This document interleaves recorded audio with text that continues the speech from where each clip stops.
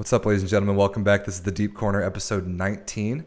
I'm Rob St. Clair, and joining me today, live with the Pink Flamingo t-shirt from Team LVC, middle blocker Mike Marshman. Welcome to the show. Thanks for having me, dude. It's good to be on. Thank you. Thanks for hopping on. I'm excited to get to talk about your volleyball story, talk about the flamingos that we're both wearing right now, and Yep. everything in between. We've got a lot to get to. First of all, are you going insane that we can't play volleyball right now, or what? How are you handling it? Yeah, it's been tough. Volleyball's been my outlet for so many things, and to not be able to touch a ball for so long it's been tough. I've been sneaking some touches with Chris Hosley in his backyard. Probably keep that more, on the down low, but it's enough to get the fix. I do miss playing every day though, because the season could potentially still be going on for us, but we're home now, so. Yeah, that's true. We were just talking before this about how quickly it all kind of went down because you were in France and you got the call from your agent. He was like, book a flight and get home like tonight. And it was fortunate that you were able to do that because I've heard stories ranging from being able to turn around and leave that quickly, or like Bruno's example, it took him almost a month. So Yeah. I'm glad you got out of there when you did. Yeah, like I told you, I'm one of the luckiest players like to make it out of this situation with the horror stories of traveling. I heard it's the way I got out of France was like almost too lucky. Like the fact that I got a flight that very next morning, squeezed out of the country with 4 hours to spare before the borders closed down. It's almost too good to be true, but it all worked out, and Yeah. like, super super grateful, super lucky for that. Yeah, that was great to hear. So yeah, we'll talk about France in a little bit, but let's kind of start at the beginning. When did you first touch a volleyball? What was your first exposure? um, Definitely gym class, like in PE. I did not grow up in a volleyball. Obviously, my hometown's Glenmont, but it's in the Albany, New York area. Yeah. Well, volleyball here is not a huge deal. Like you play basketball, hockey, football. So in my high school, like in my school district, there wasn't really a strong pipeline for volleyball.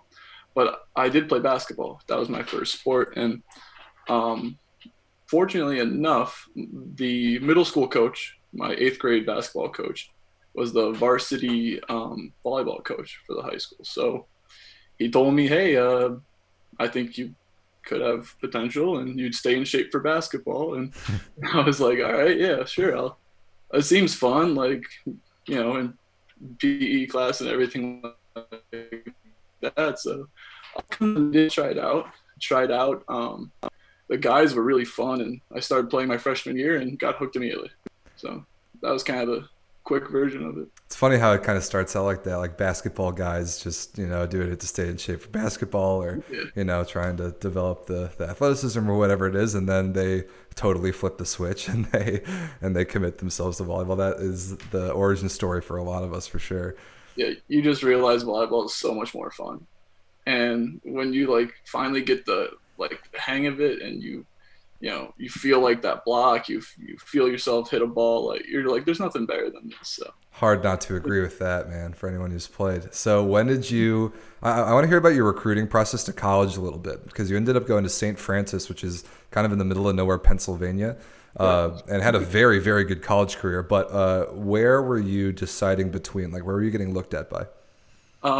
it was a so this is another like situation where playing for the club I played for. I'm not even sure if the boys version exists for this club. It's called Lakeside Volleyball Club, and it's based out of Burn Hills, New York. So that alone should tell you that recruiting was not the easiest sort of for me. But we would go to all the big tournaments and everything like that. And I remember first getting in touch with smaller schools. Juniata was big. Elmira College in New York was very interested. NYU, a lot of D3 schools. So I got a lot of attention from D3 schools, um, and then for a little bit, when I started playing up on 18s at the club level, I started getting these little emails from like UCLA, and like I'm sure they're just like, here's 200 kids we saw, we liked, send an email sort of Yeah. deal. And yeah, so I started getting as obviously I got older and I started playing at the higher levels. More bigger schools started getting in touch with me. George Mason was like my top option when I was like really thinking about signing my letter of intent. So, but what happened was they went through a little coaching change, and the guy who was recruiting me sort of uh, he was like talking to me more, and the head coach there kind of wasn't in full contact with me. So it was one of those things where you just lose communication, and they end up having a different recruiting class. Sure. So it came down to I was it was like a flip of a coin between Springfield College and Juniata College. So I was like ready to play Division III volleyball. Like, I like both schools. They're both really great level. Like amazing volleyball players have come out of those schools. Oh yeah.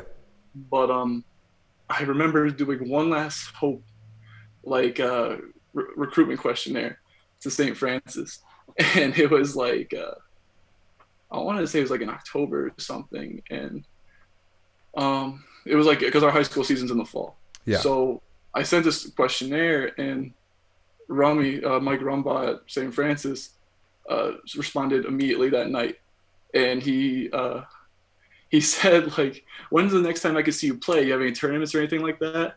And I said, "Well, I'm traveling to Buffalo, New York right now. We Oh, play tomorrow." And I gotta say, what's right, he got to Buffalo, New York, and saw us play against one of the best high school teams in the state. So, and after that, he liked me. I liked the program. I played at the highest level I could, and it just clicked, and I signed with St. Francis. that's So awesome. yeah, That's kind of a buzzer beater of a recruitment story. I love that. yeah. I don't know. I was really set, like with the whole Mason thing. I was really set on trying to play and challenge myself at the Division I level. So I was super grateful that Roman gave me that opportunity because I don't know what could have happened. I know like going to Springfield, I would have been okay. Going to Oh yeah. Juniata would have been okay, but I think just taking that opportunity at the highest level is a huge difference, and just for me challenging myself sort of as a player. Yeah. So you get to St. Francis and you're playing against the big boys. Your non-con has, Lewis, Loyola, the MIVA powerhouses. You'll occasionally do a West Coast trip, and then you've got your conference play on the EIVA, which has just been absolutely like lorded over by Penn State for years and years and years. And your first couple years, your team struggled to kind of break through in conference. It seemed like I was looking at it earlier, and you were beating the teams you were kind of supposed to beat. But then anyone who is like traditionally seen as above your weight class, you couldn't really break through and get the one upset. But then by your senior year, you guys were beating everyone all over the country. You beat a reigning national champion Loyola. You beat Lewis in their gym. You beat Penn State twice, including in the conference tournament, which was insane. What do you think the turning point was for maybe you as a player, but more so just the program, like going from not being able to like really break through and get those, marquee wins for the program to your senior year being a serious threat? It, it's hard to really say because we like for the 3 years we struggled, and we had great players and great athletes who went through the program, and they a lot of guys wanted to win, but I feel as though like there just was that little step down of the competitiveness. Like they accepted sort of like, all right, we're gonna get absolutely wiped clean by Ohio State. Like we're gonna make it a fun trip. It's cool to play here, and we'll go home, sort of deal. And when we went out to California, it was like a vacation. Yeah. So it was like for me, I was never like that. I hated losing. In high school, I had a really good program that we built. I only lost one match my entire senior year. Whoa. So, and it was against the state champs. So I was just wasn't in my nature to lose. And I remember, I believe Arnie Ball, Coach Ball, called us like a cupcake match. And I mean, I respect Arnie completely, but just being called a cupcake match never sit right with me. And you beat And IPFW that year. yeah, yeah. Well, this was before when we were a cupcake match for sure. When Okay. we but then we ended up, having success later on. I think honestly, it was just we gelled so well. It wasn't just one leader. It was like we had our senior class that was like the perfect balance of like who led in the weight room, who led in practice, who led during the matches, and it was all natural, which was awesome. And we're all like best friends too. So we worked hard for 4 years, and we enjoyed playing with each other, and we made the best out of it eventually. Living in Loretto, Pennsylvania, and competing, and we just didn't want to. We wanted to change the program for the better, and we wanted to establish a more winning environment, a competitive environment at the very least. And I think just having the senior class I had, they're still like my best friends today. So, it's just everything gelled well, and we had all the right pieces, I think.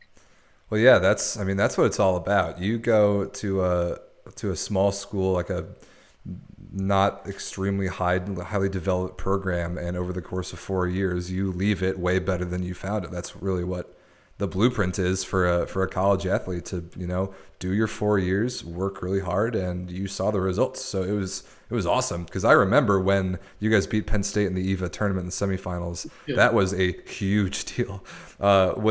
Is that the most memorable match of your college career, or is there another one that sticks out even more?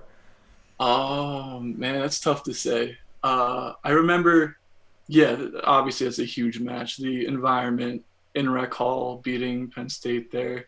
They had a great team too. It wasn't when they had like Russell or anything like that, but they still had a very, very good competitive team Oh that was yeah. expected to easily take the EVA again. And yeah, just the environment. I've never played in a conference tournament, so finally getting that under the belt was awesome. And it's yeah, you can't. It's tough to say what's better than beating Penn State in the semifinals of the EVAs. Another one that was huge was when we first beat Lewis. That was like the momentum, like right there. Like we showed to ourselves like we can hang with these dudes and actually beat them. And Lewis was it wasn't like the season where they were number two, but it was the season after. So it was still an amazing team, an amazing group. They had Bobby Walsh in the middle, Oh yeah. and so yeah, that was like just the significance of like that win. What I think is like a strong memory for me too. Yeah, And we because won you, it cause was you did, 5-10. It was a nice match too. So yeah, I saw like the score line of that earlier. You beat them 15-8 in the fifth, and that's in their gym. So, yeah, and yeah, I that don't know is what happened exactly, but early in the season in a non-con match, like beating the team that was in the national championship game the year before, and now, like you said, it wasn't certainly not the same team on the court as the one that was like a point or two away from winning a national championship the year before. But that was a huge win. So yeah, I wouldn't be at all surprised if that one's as significant as the Penn State one or two. yeah, for sure. And also the match when we beat Loyola, because the year before we actually went 5 sets with them, and that was sort of like another thing that I mean it didn't eventually work out because we didn't make the EVAs, but we were still like we have a chance. Like we can put this thing together, and we can scrap our way into the EVAs. But the year we actually beat Loyola, that team was real good, and like you said, they're just off their national championship, and yeah, just another 5 set thriller. So that's another memorable one too. Definitely taking down the top dogs and being Penn State are, I think, up there in the memories. Yeah, that's what it's all about. So at what point in your volleyball development, wherever it was, did you realize that you could make a career out of this thing? Um, it was in like the middle of my college career sort of deal. I want to say like sophomore year. Um, just some guys I knew well, and guys I played with like outdoor and stuff like that. Excuse me. They were just telling me you have like the potential, like with the way you're progressing. Because I was increasing my physicality every year. I was jumping higher and higher. I was, just progressing at a very fast rate. And because I wasn't that great in high school in my freshman year, but it's just, the way I just worked hard. And when people told me like, hey, you can do this, like it's not like a ridiculous idea. I was like, all right, then I'm gonna push for it. Like that's always been my dream ever since I was like 15 years old, learning about like Paris and tour volley. Like, I was like, this is I can't believe this is like a real thing. So like end of my sophomore year of college, I was like, all right, let's keep that in the back of the head because I still got to get this degree here, you know. Right. So it's kind of like you have a plan B, and that's like professional volleyball sort of deal if it's possible. So it was around then, I'd say. But yeah, and then I just kept progressing and progressing, and knowing the right people kind of got me over there. So Yeah, it turns out it's very possible. That's something that a yeah, lot of guys I've had on the show have said. Like that dream of being a professional volleyball player isn't quite as out of reach as it sounds. And the same goes for, getting to the Division 1 level, like you said, whatever level you have aspired to achieve. If you do the right things, and then occasionally if you know the right people, it's yeah, super doable. Even as an American going over to play in Europe, it's been done several times, and it'll continue to be done until we continue to build this thing here at the VLA where kids can just stay home and it becomes a better option. So right, that's right. that's the dream, obviously. But in the meantime, going to France and playing some volleyball for a career isn't the worst thing in the world, huh? Not at all. I was supposed to be a marine biologist, so I'm really glad that I'm playing volleyball because I don't know how good of a marine biologist I'd be. You're a pretty good volleyball player. I think you should consider sticking with that for a little while. Thanks. I think I will too. All right. So your first overseas contract was in Finland, and then Yep. you made the move to France. Um, I've talked to a couple people about the regional differences in the U.S. about volleyball style. Like I think East Coast / Midwest is very different from West Coast volleyball, and a lot of people who've played at the high levels would agree with that. But Mm, what's not quite as well known, at least here in the U.S., is the differences country to country in volleyball style. yeah. Did the level or style of team gameplay, whatever, in Finland feel different from France? What is similar and different about volleyball in those two countries?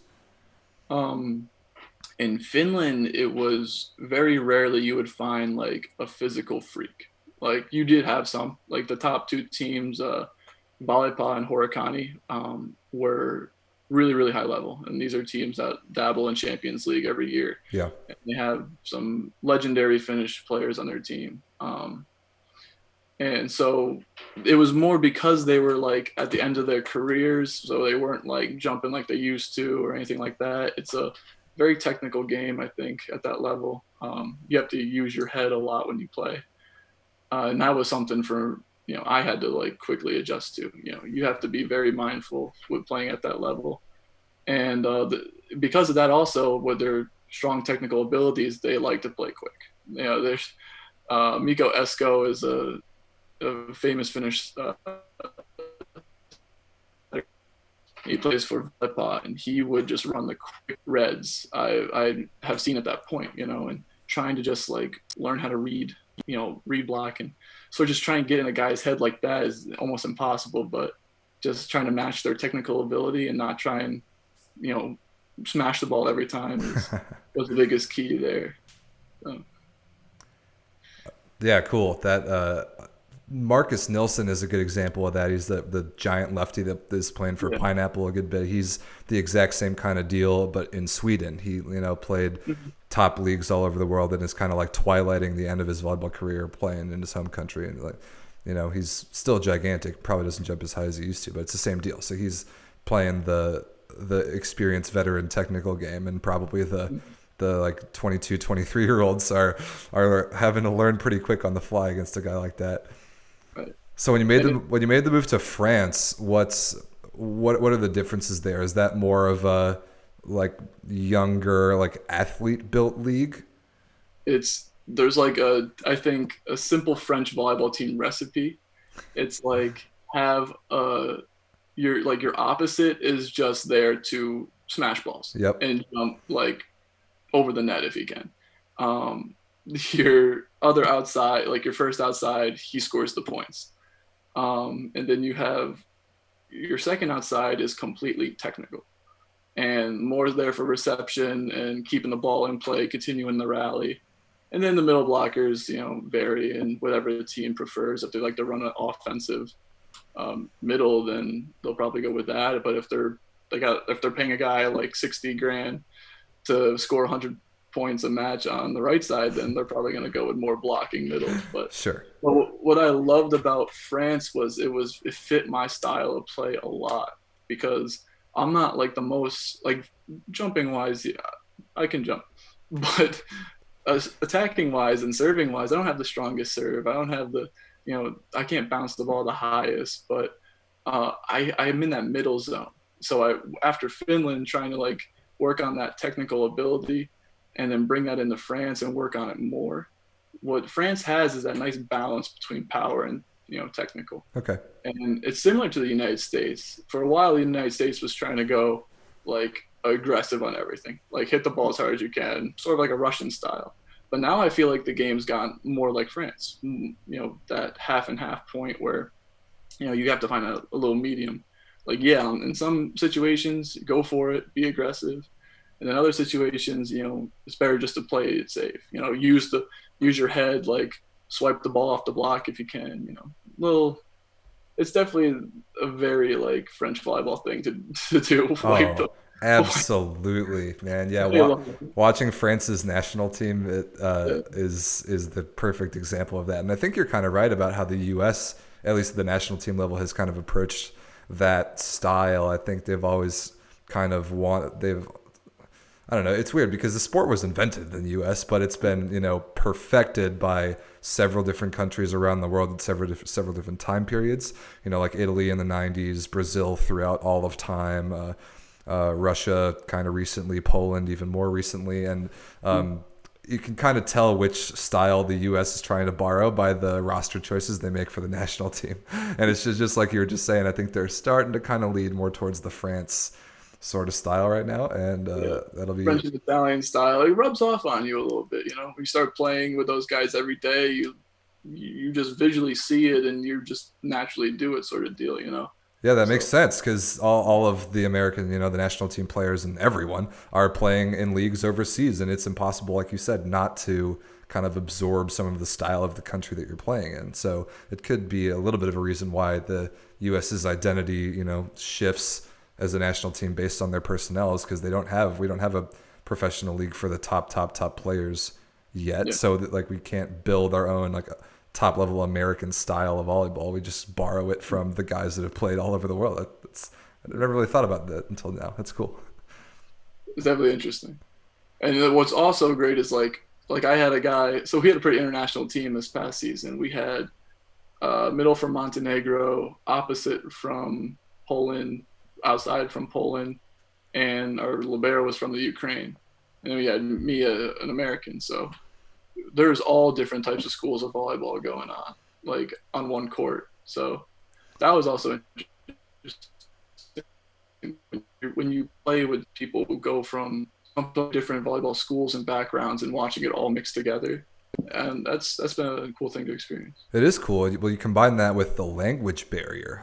I wanted to ask about that because France, unlike a lot of the other, especially the top European leagues, it doesn't seem like there's nearly the limits on foreign players like there are in Italy or Poland or Russia. So the possibility is there for like your team to have 7 different countries represented in the starting lineup, maybe. How do you possibly communicate with people like that when you're all from all over the world and you speak different languages natively? It's amazing for me that English is the international language. So when I walk onto the court, it's my mother tongue, and I'm just speaking with them, and they're speaking English to me. So for one moment, we were in our friendly matches. The Montenegrin guy, the Ukrainian, and the 2 Polish guys were gibbering in Russian on the court. And I'm sitting there like I thought I was supposed to learn French. Like, I'm learning Russian right now.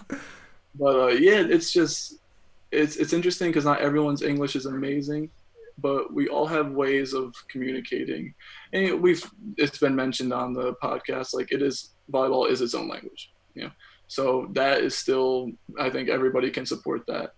And I don't know, sometimes you just use broken French if you can use it, like my second setter didn't have the best English, but it motivated me to learn more French so I can properly communicate with him. And I think, like, I remember hearing my first one over, like learning the language is going to be one of the most important things you do.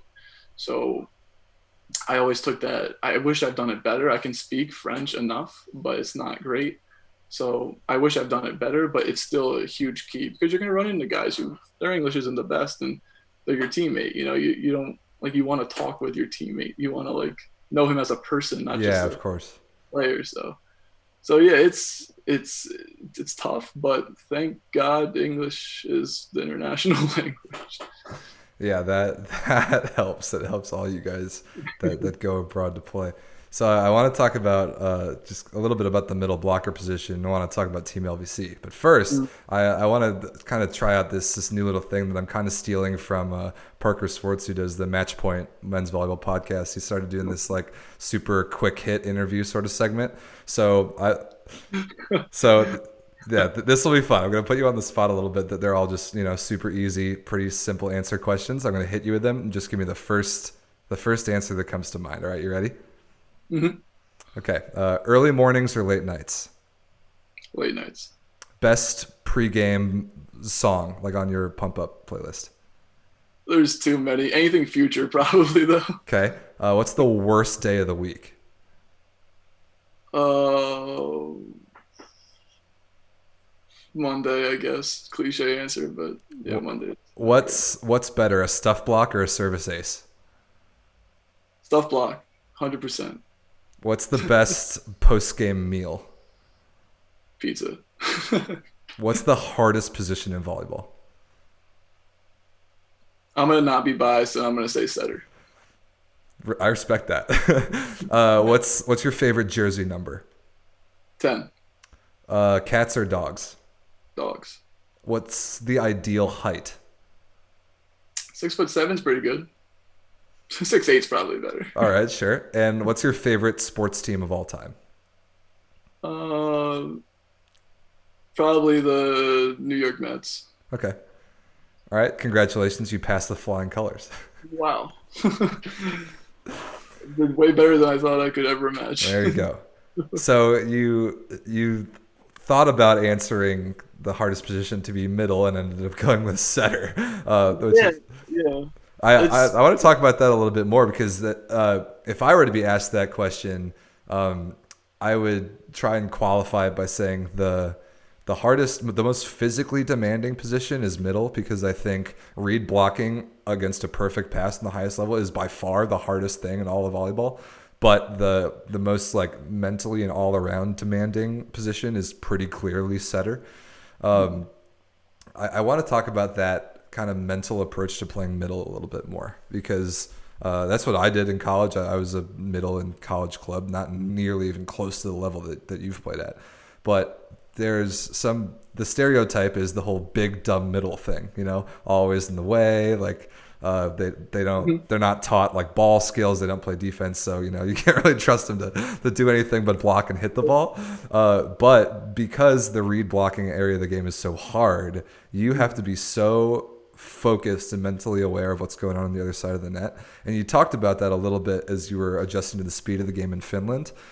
Give us a little read blocking crash course right now from your experience. Okay, so I'm going to start this off by saying this is a fairly new skill for me because I was never taught to read block until I went overseas. And I was fortunate enough to play with Taylor Gregory, who's a Long Beach alum. Super great blocker, super great guy. And him on the court was helping me, really understand how to read the game. So basically for me, and I've gotten better, but I'm still trying to continue to improve, is I study the setter completely. At least like 3 matches worth, and I want to know exactly what his tendency is in every single spot on the court, who he prefers in certain rotations, what he likes to do during certain blocking matchups. And basically I just try to think like the setter completely. And it's tough to get it right all the time. You're not going to get it right all the time. Nope. You're not going to get it half the time. But it's the key points in the game where you do get it right. That's what matters, I think. Any sort of block point you can steal during a 22-22 score is, it's worth all the studying and everything like that. And the way the French sort of describe it is it's a chess match between the setter and the blocker. Yep. So basically I just try to know my opponent as thoroughly as I possibly can. And like for example, I'll make a chart and I'll see like if the ball is passed left, I want to know what percentage he goes to a certain guy. If the ball is passed right, I want to know the percentage. If it's a perfect pass, but not just like the perfect pass, but what height the pass is. If he likes the high ball, does he go in the pipe? If it's a short ball, does he feed the middle, sort of deal. So you try and look at every single sort of tendency, and then when you go to the finer details, you look at that setter in the way he sets the ball. Maybe when he goes back, he arches his back, it puts his chest out just a little bit more. That's a common one, yeah. Maybe he puts his hands a little bit in front when he goes quick to the outside. So, and maybe he turns a little bit when he sets a pipe or a bick or something like that.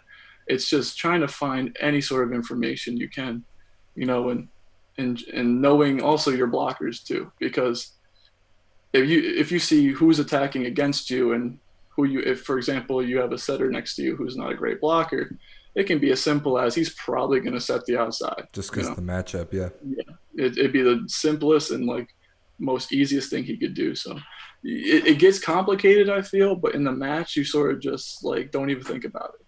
It's so like mindful and so second nature at that point because you studied it all. You just trust yourself and you sort of just see what the situation is and then trust your knowledge and your instinct to do it. Yep, just make a move. Yeah, and then the speed of that increases with repetition and experience, obviously. Mm-hmm. When you make leaps from level to level, you probably have a speed curve like you said you did in Finland, but that's a very good summary of I think the read blocking skill. Yeah, well done. And you're right. The key at 22-22, if you even get a block touch that basically turns into a free ball on your side, that could be the set and it could be the match. So like, yeah, all the work that you do that position is worth it for those couple moments. So one thing that I always kind of struggled with at the middle position that you kind of mentioned earlier is that like as much as you want to have an impact on the game, in the middle, it's sometimes hard to do that. Sometimes I felt in college like there was only so much I could do. There was only my ability to impact the game was limited just because of the nature of the position. And as competitive as I know you are, it's probably a little bit difficult at times because you come out for half the game, first of all, and you can't be an attacking option if your team can't pass, at least to a certain degree. And so sometimes all you can do is block and maybe serve. What's your mindset approach to that? Like, 'cause knowing that the position is what it is, how do you keep yourself, wanting to work hard and contribute in whatever ways you can to the position? It's just, like you said, the position, like when the blocker is player of the match, the whole team is receiving player of the match, because he literally does 30% of all the work and he gets the point for it. So when it's difficult, and there's been matches where I've scored, 20 points out of the middle, and there's matches I've scored 3. So it's just trusting that you're going to work hard and knowing that your teammates will be there. And if they're struggling, then you just have to dominate to the best of your ability one skill. Best thing you can do is if you got a good serve, like use that serve to get an overpass, get a off the net pass. If you can, go for an ace, like be aggressive about it, because you got to sort of get that momentum and help your teammates out a little bit and have them sort of relax, and say, all right, he's got my back. I'm going to get him this pass next time he's up there, sort of deal. And I know like my libero would like apologize to me after a match if I didn't set the ball 10 times or something. I'm like, that's not my job. Like, we got a pretty good opposite. We can set him 100 times. It's no big deal. But yeah, just if one skill is being taken out, you can only try and dominate the others. Be clean on the block and like do whatever you can to sort of build that team chemistry back up and sort of get that confidence back in the team. And just being your role is all you can do. And accept it. There's no reason to get frustrated. Keeping that, negative energy is just going to make everyone play worse. So just keeping confidence in everybody and trust, and try and do whatever is in your control. That's pretty much how I just approach it in certain situations. So. Well said. And everybody who's ever played the game before appreciates like crazy the work that the middle and that the libero do. Liberos never show up on the stat sheet, and middles sometimes will, like you said, score 20 points. Sometimes will score less than 5. But everybody knows how important those roles that are being played are to the team's success. So before we get you out of here, I want to talk about Team LVC a little bit. So I had Hosley on the show. I had your fellow middle Blake on the show. Hosley's origin story of the building of Team LVC from adult nationals back in the early 2000s and building a club out of it and the whole thing that it has become. Where do you fit in that timeline? What was your first kind of exposure to the flamingo action? So I think you have to start it back when I was like real young, going to camps. This is gonna be kind of a funny story. I would go to this college, Siena College, and Chris's brother James was an assistant coach there for a long time. But I would vacation during the boys' week, so I went to the girls' week at camp / co-ed like version of it. So I'm like a goofy 6'4", 6'5" high school guy just hitting on girls for a week, and I remember I knew James through that, and James runs the AA level LVC team, and then eventually over the years I went back to that same camp playing with a bunch of girls on a girls net, and Mike Pelletier, our libero, pulled me aside because he saw I had a Rochester Can-Am shirt, and he was like, "Do you play club? Like, what club do you play for, and what high school do you play for?" And he pulled me aside and was just like, "Listen, let's try and make this week like productive for you. Like, let's, And Mike's a little older than me, so it was like his first summer coaching that camp. So he just worked with me, and he said, "Hey, we play on Thursday nights with James and James's brother Chris. Like, you want to come get some reps with us?" And that's pretty much how it started. And ever since then, as I got older, I started playing more and more with them. I played in outdoor tournaments and stuff like that. And I've only ever played with LVC, so that's interesting. And I love it, though. It's a great thing to say. But I remember the first experience with LVC was I played in a tournament in Delaware. It was like a nationals warm-up. And James was trying to put together its team for A.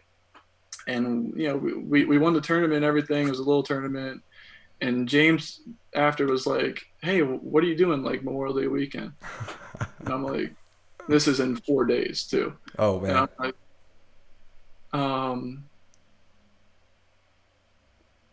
normally nothing. What's up? You want to come to nationals? And I was like, "Well, I don't got the money like in my pocket. I'm kind of a broke sophomore in college right now. Well, let me ask my parents if they can help me out." And that next day I told James, "Hey, I booked a flight to Phoenix." So I played in Phoenix with James. I played outside in A for LVC Black. Yeah, reception was I didn't stay in the back row. Oh, I got so okay. But it was fun to hit 4 balls that whole tournament. Sure, man. That's the middle's dream. I talked to Blake about the same thing. Yeah. And from there, I played with James and Legion Black for LVC and Legion Black. That's like the AA and A level team. And I played with them again in Detroit.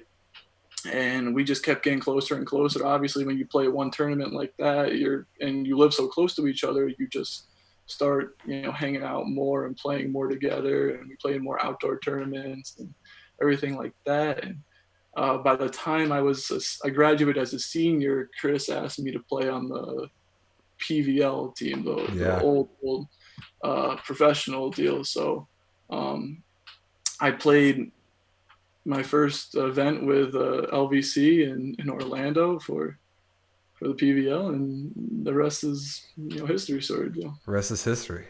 Well, we cannot wait to see you and the boys rocking the Flamingo jerseys, which we've posted on the VLA Instagram, and they're sick. Just love them. When we finally are able to get out there and play some volleyball, you guys are, I just cannot wait to see you guys get out there and ball. It's been way too long. So Mike, thanks so much for hopping on the show, man. It was great. So great stories. Thanks for rolling with me on the quick fire thing. I'll definitely be putting more people on the spot the next couple episodes. Awesome, man. Thank you again for having me on. Of course. Thanks everyone for joining us. Be sure to subscribe to the VLA YouTube channel if that's where you're watching it. Also, you can listen like audio podcast format, Spotify, Google Play, Apple Music, all have this show, so you can consume it wherever you want, all over the internet. So we'll see you in the next episode. Thanks.